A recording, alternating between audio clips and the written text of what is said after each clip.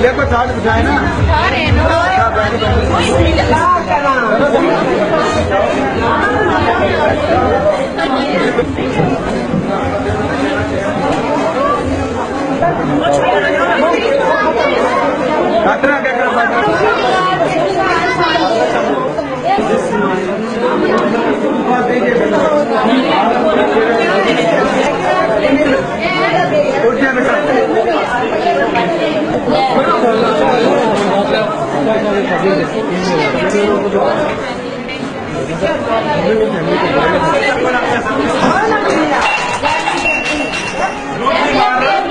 ये मेरे दिल की ख्वाहिश थी वो पूरी हो गई है वो।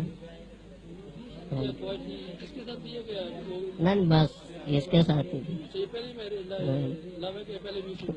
नहीं पहली पहला रहा। बस जो किस्मत को मंजूर था वो ही हुआ है, जो खुदा की तरफ से होता है, जो हम शादियों में होता है, ऐसे लव मैरिज में होता है। मार्ड में मैं काम करती थी, वहाँ हमारी मुलाकात हुई थी। क्यों नहीं करेंगे, क्या इनका कद कम है तो ये मेरी लुक आफ्टर नहीं कर सकते?